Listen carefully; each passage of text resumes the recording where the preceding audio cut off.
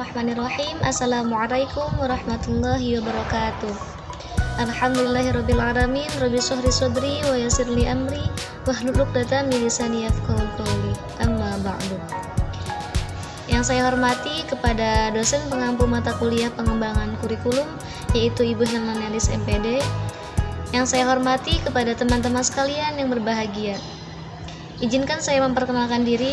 Saya Komalasari dari PAI 4B NIM 211210038. Di sini saya akan sedikit menjelaskan tentang landasan pengembangan kurikulum. Sebelum lanjut tentang pembahasan landasan pengembangan kurikulum, di sini saya akan sedikit menjelaskan betapa pentingnya kurikulum itu. Karena apa yang akan dicapai di sekolah ditentukan oleh kurikulum sekolah itu. Jadi barang siapa yang menguasai kurikulum memegang nasib bangsa dan negara, maka dapat dipahami bahwa kurikulum sebagai alat yang begitu vital bagi perkembangan bangsa dipegang oleh pemerintahan suatu negara. Dapat pula dipahami betapa pentingnya usaha mengembangkan kurikulum itu. Sebelumnya, teman-teman tahu nggak sih pengertian dari landasan pengembangan kurikulum itu apa? Yang pertama, yaitu pengertian menurut bahasa. Landasan, menurut Kamus Besar Bahasa Indonesia adalah dasar atau tumpuan.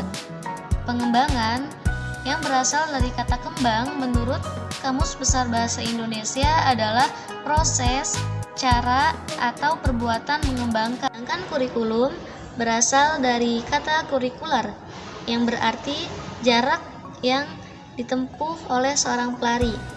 Yang selanjutnya yaitu pengertian menurut istilah. Landasan menurut istilah adalah gagasan. Pengembangan menurut pengertian istilah adalah rancangan mengembangkan sesuatu yang sudah ada dalam rangka meningkatkan kualitas lebih maju. Dan kurikulum menurut istilah merupakan acuan pembelajaran dan pelatihan dalam pendidikan dan atau pelatihan. Selain itu, di sini ada pengertian menurut para ahli.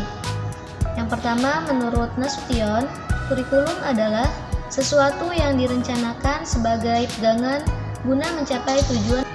Dan menurut Hornby CS, landasan adalah suatu gagasan atau kepercayaan yang menjadi sandaran, sesuatu prinsip yang mendasari sesuatu. Dan yang terakhir, menurut Ben Toepfer, perencanaan pengembangan kurikulum adalah suatu proses di mana partisipasi dari berbagai tingkat dalam membuat keputusan tentang tujuan, tentang bagaimana tujuan direalisasikan. Jadi, kesimpulan dari pengertian landasan pengembangan kurikulum adalah suatu gagasan, asumsi, atau prinsip yang menjadi sandaran atau titik tolak dalam mengembangkan kurikulum. Ada beberapa macam landasan pengembangan kurikulum. Yang pertama adalah landasan filosofis, yang kedua adalah landasan psikologis, yang ketiga adalah landasan sosiologis, yang keempat adalah landasan iptek, dan yang terakhir adalah landasan organisatoris. Ini saya akan sedikit menjelaskan dari kelima landasan tersebut. Yang pertama, landasan filosofis. Filsafat menurut bahasa Yunani kuno, yaitu dari kata philosophia.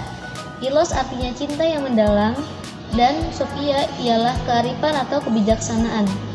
Filsafat secara istilah adalah kajian masalah umum dan mendasar tentang persoalan seperti eksistensi, pengetahuan, nilai, akal, pikiran, dan bahasa. Landasan filosofis menelaah keselarasan antara perkembangan dan kesiapan mental serta fisik peserta didik dengan kompleksitas materi pelajaran, sehingga proses pembelajaran dan pelatihan menghasilkan pengalaman yang bermanfaat selaras dengan cita-cita peserta didik. Di sini ada beberapa fungsi filsafat dalam proses pengembangan kurikulum.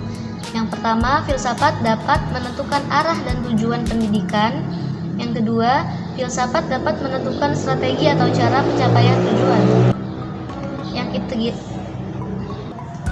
ketiga, filsafat dapat menentukan isi atau materi pelajaran yang harus diberikan sesuai dengan tujuan yang ingin dicapai. Yang terakhir, filsafat dapat menentukan tolak ukur keberhasilan proses pendidikan. Ada landasan psikologis. Psikologi menurut Kamus Besar Bahasa Indonesia ialah ilmu yang berkaitan dengan proses mental, baik normal maupun abnormal, dan pengaruhnya pada perilaku atau tentang gejala dan bersifat kejiwaan. Nana Syaudi Sukmadinata mengemukakan bahwa minimal terdapat 2 bidang psikologi yang mendasari pengembangan kurikulum, yaitu psikologi perkembangan dan psikologi belajar. Pengertian psikologi perkembangan dan psikologi belajar itu, di sini psikologi perkembangan merupakan ilmu yang mempelajari tentang perilaku individu berkenaan dengan perkembangannya. Sedangkan psikologi belajar merupakan ilmu yang mempelajari tentang perilaku individu dalam konteks belajar. Selanjutnya ada landasan sosiologis. Landasan sosiologis pengembangan kurikulum merupakan asumsi-asumsi yang berasal dari sosiologis yang dijadikan acuan dalam pengembangan kurikulum. Menurut Young, sosiologis kurikulum merupakan sebuah proses kerja intelektual untuk mengaitkan prinsip-prinsip, seleksi, dan pengorganisasian kurikulum dalam sekolah. Landasan IPTEK, ilmu pengetahuan teknologi. Dalam bahasa Indonesia, kata ilmu sering diidentikan dengan sains, yang berarti ilmu. Bahkan, sering disatukan dengan kata pengetahuan, menjadi ilmu pengetahuan. Sedangkan teknologi pada hakikatnya adalah penerapan ilmu pengetahuan. Teknologi banyak digunakan dalam berbagai bidang kehidupan. Tujuannya untuk menciptakan suatu kondisi yang efektif, efisien, dan sinergis terhadap pola perilaku manusia. Landasan IPTEK dalam mengembangkan kurikulum yaitu asumsi-asumsi yang bersumber dari hasil riset atau penelitian dan aplikasi dari ilmu pengetahuan yang menjadi tolak dalam mengembangkan kurikulum. Ada juga implikasi IPTEK dalam mengembangkan kurikulum. Yang pertama, mengembangkan kurikulum harus dapat meningkatkan dan mengembangkan kemampuan peserta didik untuk lebih banyak menghasilkan teknologi baru sesuai dengan perkembangan zaman dan karakteristik masyarakat Indonesia. Yang kedua, pengembangan kurikulum harus difokuskan pada kemampuan peserta didik untuk mengenali dan merevitalisasi produk teknologi yang telah lama dimanfaatkan oleh masyarakat Indonesia. Yang terakhir yaitu landasan organisatoris. Landasan organisatoris adalah kerangka umum program-program pengajaran yang akan disampaikan kepada peserta didik.